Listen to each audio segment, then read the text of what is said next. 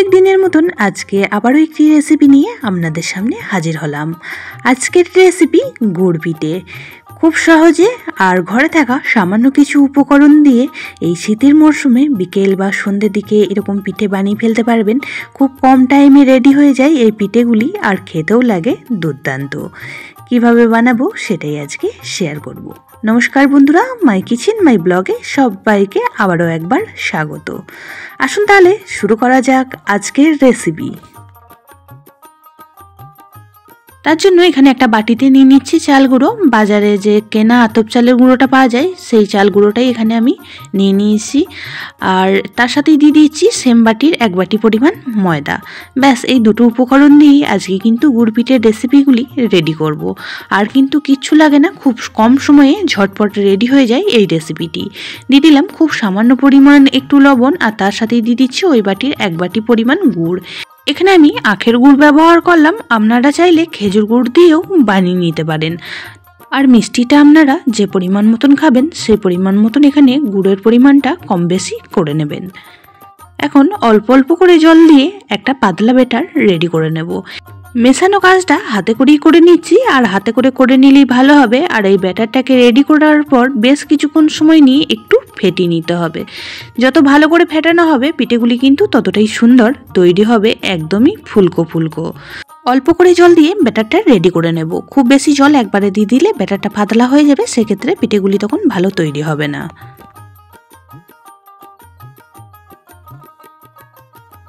ব্যাটারটা একদমই কিন্তু রেডি হয়ে গিয়েছে, আর কতটা পরিমাণ ঘনত্বটা সেটাও আপনাদের দেখিয়ে দিচ্ছি। আর অফ ক্যামেরায় আমি বেশ কিছুক্ষণ সময় নিয়ে এইভাবেই ফেটিয়ে নিয়ে তারপর আবারও ফিরে আসছি।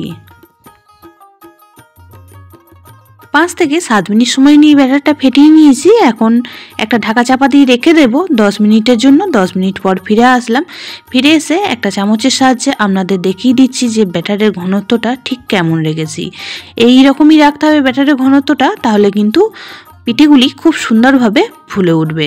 খুব বেশি পাতলা করলে সেক্ষেত্রে পিঠেগুলি একদমই ভালো তৈরি হবে না। এখন চামচের সাহায্যেও এইভাবে বেশ কিছুক্ষণ সময় নিয়ে একটু ফেটিয়ে নিচ্ছি। অবশ্যই করে একদিন এইভাবে বানিয়ে খেয়ে দেখবেন, খুবই ভালো লাগবে আর খুব কম সময়ের মধ্যে রেডি হয়ে যায়। এখন পিঠেগুলি ভাজার জন্য একটা কড়া বসিয়ে দিয়ে দিয়েছি পর্যাপ্ত পরিমাণ সাদা তেল। তেল গরম হতেই চামচে 1 চামচ ব্যাটারটা তুলে নিয়ে ঠিক এইভাবেই আস্তে করে ছেড়ে দিলাম। আর প্রথমবার যেহেতু ভাজছি তাই একটা পিঠেই আমি রেডি করে নিচ্ছি। তো পিঠেটা ছাড়ার পর এইভাবে খুন্তির সাহায্যে উপরে একটু তেলটাকে দিতে হবে, তাহলে কিন্তু পিঠেটা খুব সুন্দরভাবে ফুলে উঠবে। গ্যাসের ফ্লেমটাও অবশ্যই করে লো টু মিডিয়ামে রেখে পিঠেগুলি ভাজবেন, তাহলে ভেতর থেকে খুব সুন্দর করে ভাজাটা হয়ে যাবে। পুরনো বন্ধুরা সবসময় আমার পাশে থেকে আমাকে এতটা সাপোর্ট করার জন্য অনেক অনেক ভালোবাসা। নতুন বন্ধুরা যারা চ্যানেলে ভিজিট করছেন, চ্যানেলটি এখনও পর্যন্ত সাবস্ক্রাইব করেননি, তাদের কাছে অনুরোধ রইল চ্যানেলটি সাবস্ক্রাইব করে পাশের বেল আইকনটি অল করে দেবেন। তাহলে আমি যখনই কোনো ভিডিও দেব নোটিফিকেশন সবার আগে আপনাদের কাছে পৌঁছে যাবে। তো একটা পিঠে ঠিক এইভাবেই লাল করে ভেজে নিয়েছি, এখন তুলে রাখছি। আর সেকেন্ড ব্যাচেও পিঠেগুলি আমি একই রকমভাবে ভেজে নেব। সেকেন্ড ব্যাচে আমি একবারে 3টে করে পিঠে ভেজে নেব।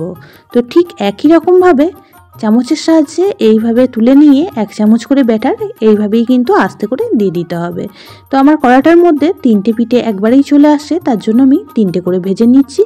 আর এইভাবে যদি ভেজে নেওয়া হয় পিঠেগুলোও কিন্তু খুব তাড়াতাড়িও ভাজা হয়ে যায়, সময়টাও খুবই কম লাগে।